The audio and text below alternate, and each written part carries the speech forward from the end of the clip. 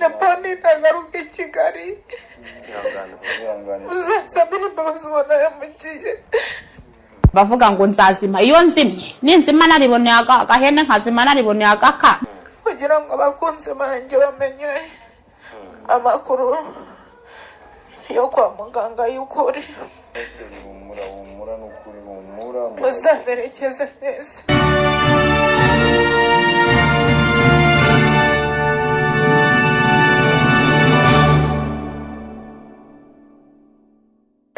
Ni inkuru igoye kuyakira, ni inkuru igoye kuyitara, ni inkuru igoye kuyisobanura. Nta na byinshi ndibuze kugaruka kuri iyi nkuru ngira icyo bivugaho, mwese murabibonye, ndetse n'amashusho murayafite ku mbuga nkoranyambaga, abagiye babikura kuri website zitandukanye, abagiye babikura kuri stati zitandukanye, bigaragaza ko uwitwa Valentina yitabye Imana. Uyu ni umukobwa wamenyekanye ku mbuga nkoranyambaga aturutse mu karere ka Nyamasheke. Abashoboye barayishyiraho arayibagiriraho. Yego.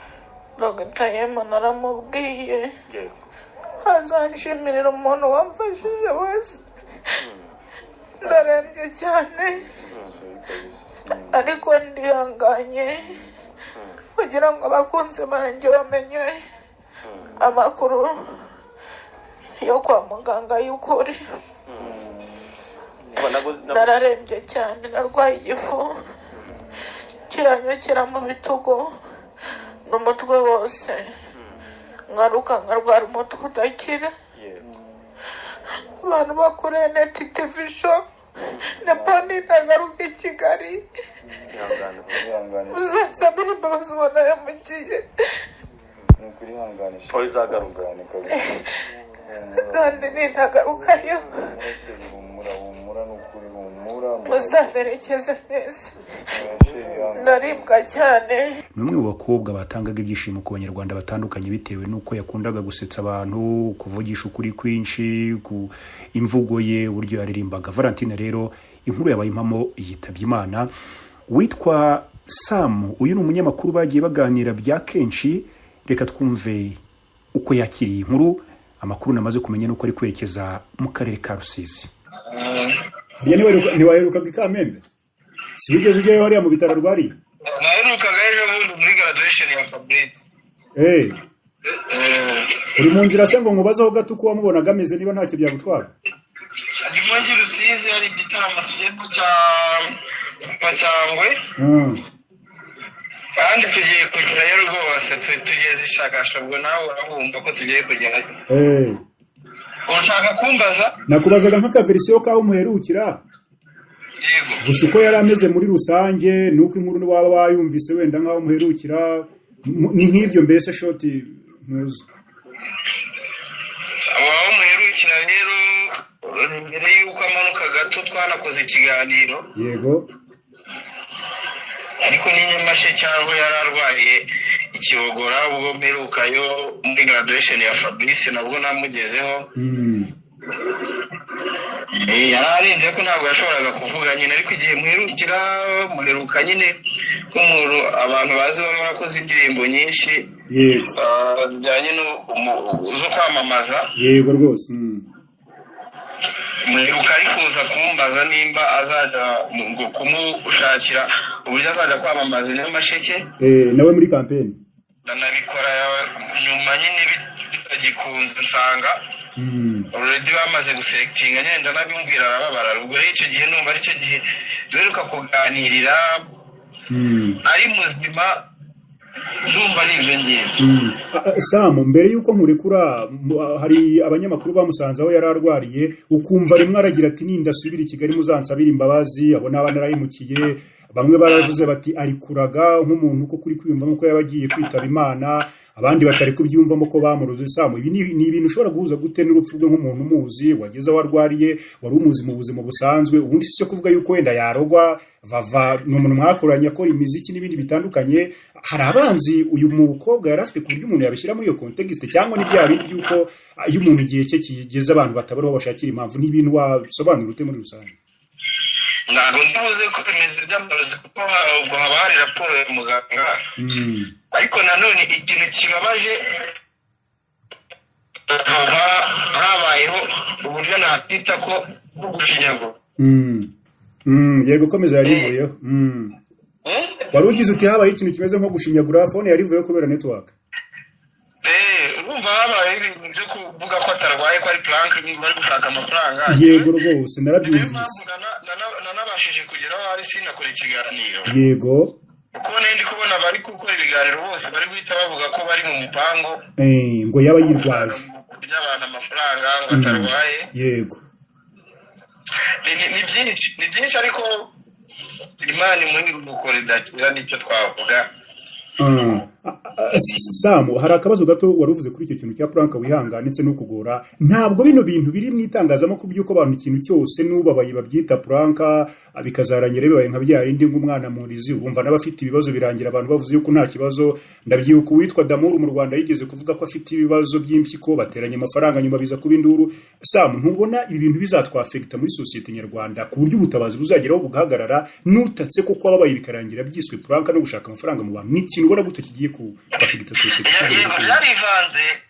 Byarivanze kubera ko abantu byatangiye dukora ibiganiro by'abantu babaye bakanafasha. Ariko aho bigeze ubu umuntu avuga ko ababaye abantu bakavuga ngo ni prank bitewe n'abagiye babizanamo imikino kuko izo prank bakazikora bishakira amafaranga. Niyo mpamvu rero niyo navava abantu bamwe na bamwe bari babyise prank nyamara babaye anameze nabi cyane. Abantu bamwe bakavuga ngo ashaka amafaranga. Nabyita ko nyine habayeho niho navugiye ngo habayeho gushinyagurira umuntu kandi ababaye. Yego. Ariko nanone bigendera muri cya kigare cyo kuvuga ngo abantu kubera ko bamenyereye ko ibintu byinshi byo kuri social media bimwe na bimwe bitaba ukuri. Yego. Niyo mpamvu ibyo babonye kugira ngo bemere ko ari ukuri cyangwa se atari ukuri bisigaye bigoranye cyane. Ari niyo mpamvu umuntu ashaka kuzana n'ababaye nk'uko bibaye kuri baba yavuga ati mumfashe ndarembye mbize nabi akarinda ashamuka cyangwa se yakabaye yanatabawe. Yego. Ariko ntibibe bitewe n'ukuntu nyine twabifashe. Yari umwana wivira mu cyaro nk'uko yabigaragazaga wagiye azamuka ku mbuga nkoranyambaga. Sam, kugira ngo urekure ukomeze n'urugendo wenda tugerayo uze no kutwapudetinga uko bimeze. Ubutabazi hari abavuga ko byabigoye bitewe na location yerekezamwo ni mu cyaro wenda nk'abagiye bayibona. Nicyo ushobora kubwira nk'abagiye bamukurikira bagaragazaga ko bari bamukunze. Arabavugaga yuko yaratunzwe n'abafana b'i Kigali. Havugaga byinshi mbese ni buhe butumwa wagenera bagaragazaga ko bamwishimiye n'abakurikiraga ibihangano bye muri rusange?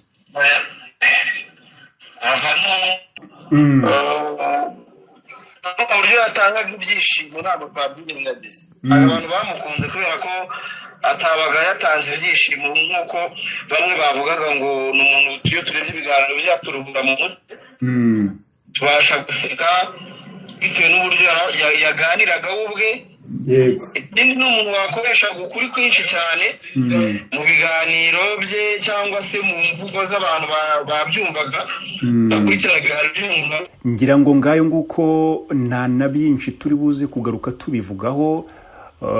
Ni inkuru nabuze uko nge nabisobanura ariko mu by'ukuri iwacu ntabwo ari inaha nyine. By the way, nta nandi mahitamo dufite kuba twakora ku bintu nk'ibi ngibi cyangwa se hari icyo twabikoraho. Ariko mu by'ukuri uyu mukobwa benshi bari bakomeje kubigira prank cyangwa se ntari abatari batinye kuvuga yuko ibi ngibi biri gukorwa mu rwego rwo kwishakira udufaranga, kwishakira indonke cyangwa se kwishakira amafaranga wabyita uko bishatse. Ubwo inkuru zari zitangiye gucicikana yuko Valentine amerewe nabi cyangwa se umukobwa mwamenye ku izina rya Dorimbogo ubwo yari yakubutse Kigali yerekeza hariya mu karere ka Nyamasheke. Ngira ngo abaza akarere ka Nyamasheke cyangwa se bagiye bakurikira inkuru zitandukanye ari muri ibi bitaro bya Kibogora n'ubundi buryo bwari bwo bwose yagerageje kugira ngo yivuze. Ariko ikintu gikomeye cyane naje kugarukaho ni uburyo ki dusigaye tubayeho muri bino bihe. Twinjiye mu isi hahandi umuntu ataka ati natewe ni mu ntabare, twebwe abamukikije bati ni mwigendera ahubwo ari kugira ngo agira ibyo abajijisha, agira ubufasha bakuraho, agira izindi mpamvu runaka zitandukanye yaba ari gukora ibyo ari gukora. Rero urumva ko benshi babisobanuraga mu buryo butandukanye, abagiraga bati oya reka arabeshya, abandi bati nimusigeho. So ni ibintu udashobora kubona uko wakakira mu by'ukuri, kumva yuko Valentina yitabye Imana. Benshi ntibaranabyemera, ibi bintu nk'iki bishyira kuri stati ya WhatsApp, benshi bakomeje kumumagara mu gikari bambaza batese nibyo, ariko suruse nari mbonye yari yo kwizerwa nyine, kwari ukubwira yuko ari byo, ariko mwumvise nibyo n'umunyamakuru nawe yatangaza. Ndetse benshi bavuga yuko, cyangwa se ugumvaga Valentina agira ati muzambwirire The Ben, muzambwirire n'abandi bose naba narahemukiye yuko bampa imbabazi. Benshi basa n'abari babikomojeho bagira bati ari kuraga, ari kuvuga yuko nyine ubuzima bumunaniye, ari kuvuga yuko ibi bitari byiza. So nta byinshi twatindaho, turakomeza gukurikirana twumve koko si ibisubizo bya muganga biraza gutangaza iki, apari yuko yararwaye. Ariko benshi bavugaga byinshi bitandukanye yuko wenda ari uburozi cyangwa se ari indi mpamvu. Ubwo turaza kubimenya wenda n'amakuru arambuye y'urupfu rwa Valentine cyangwa se Dorimbogo niruza kuba arwamenyekana. Nimukomeze kwihangana abamukundaga mwese muri rusange, Societe Nyarwanda.